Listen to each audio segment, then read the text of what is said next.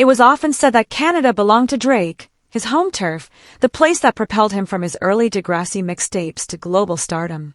However, recent data from Luminate shows that Drake is not even among the top Canadian artists on the world stage. Instead, The Weeknd, another Toronto native, has claimed the title of Canada's biggest international success. This surprising development has stirred discussions in the music industry about national pride, global appeal, and who genuinely represents Canada internationally. Welcome to Celebrity Cookies, where the tea is always hot and the stories come with sprinkles of surprise. Make sure to subscribe, leave a comment with your take on the story. Imagine growing up in a city where the skyline is your first sight, your local radio station plays your songs before anyone else, and your parents hang posters of your teenage aspirations on your bedroom walls. For Drake, that city was Toronto. With hits like Best I Ever Had and God's Plan, he crafted a narrative that the world experienced through his chart-topping singles and sold-out concerts. Yet, despite his prolific output, record-breaking streaming numbers, and consistent presence on the Billboard charts, Luminate's latest rankings show him trailing behind The Weeknd, whose real name is Abel Tesfaye. The Weeknd is now recognized as Canada's leading global export based on international streaming, sales, and radio play. He is the only Canadian artist in the top 5 of global charts, while Drake finds himself unranked or much lower, an unusual scenario given his stature. How did this happen? To understand the situation better, it's essential to consider the dynamics of global markets. The Weeknd built his reputation on atmospheric R&B and musical innovation, making significant strides in Europe with club-ready hits and haunting ballads. He has headlined stadiums in cities like Tokyo, Paris, and Rio, often sharing the stage with pop icons. His music has appeared in films, TV shows, and commercials worldwide. He has collaborated with brands like Gucci and YSL, and his sound has transcended genres, fitting seamlessly into Latin remixes, Afrobeat collaborations, and K-pop playlists. In contrast, Drake has concentrated on a different musical style. He has mastered catchy rap pop blends, set records in North America, and maintained a strong connection with his audience there. However, his sound, once celebrated for its emotional depth, has faced criticism internationally for being predictable. Critics suggest that his lyrics, which used to express vulnerability, have shifted towards a safer mix of bravado and slow jams. For every viral TikTok dance featuring a Drake hook, there's an international listener asking, "Who is this guy again?" This change in dynamics helps explain why Drake may not be as well known outside of North America. The Weeknd has taken a more global approach, performing at festivals from Helsinki to Singapore, while Drake has focused on football stadiums and NBA arenas, keeping him more localized. The Weeknd has emerged as a musical representative for Canada, reaching audiences around the world, while Drake is often viewed as a local icon whose international presence can vary between being omnipresent and just another North American rapper. In the week following Luminate's announcement, an intriguing trend has emerged online. Canadian listeners are rallying behind The Weeknd. They are streaming Blinding Lights repeatedly and expressing surprise that their top streaming artist isn't the one who gave them One Dance. They are rediscovering hits like Can't Feel My Face and Save Your Tears, while showing indifference to Drake's recent releases. Social media polls suggest that The Weeknd is viewed more favorably in terms of Canadian pride, while Drake is often overshadowed by emerging indie artists from Canada. Simultaneously, Drake's support for UK rappers takes on new importance. He has often praised British artists like Stormzy, Dave, and Skepta, even suggesting that London rappers surpass their American counterparts. While this appears to be an act of solidarity, it now seems more like a strategic maneuver. If he isn't getting support from his own country, he may be seeking validation elsewhere.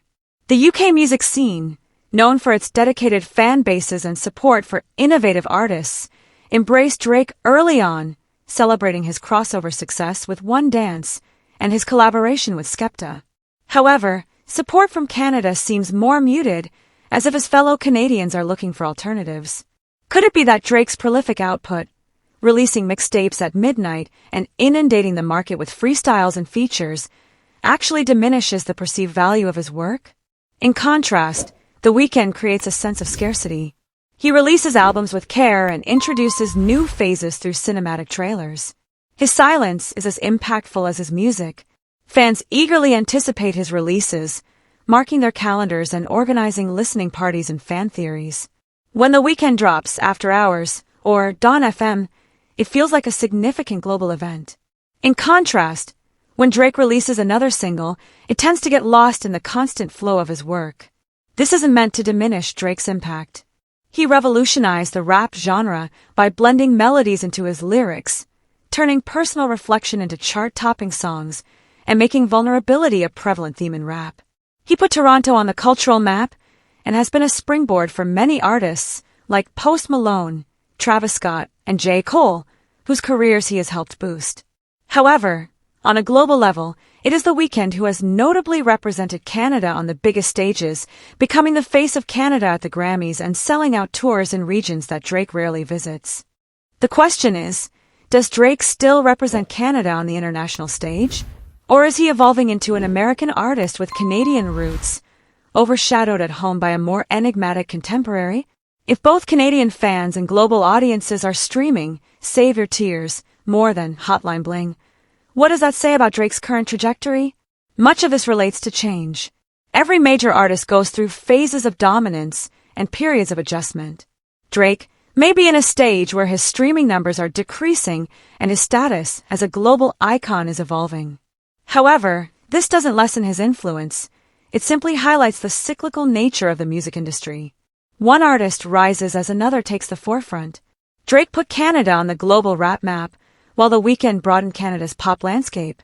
Together, they have created a musical identity that goes beyond playlists. Nonetheless, the perception is hard to ignore. If Luminate indicates that The Weeknd is Canada's top global export and Drake is falling behind, the narrative is clear. Drake is not even ranked in his own country, which is now recognizing another artist.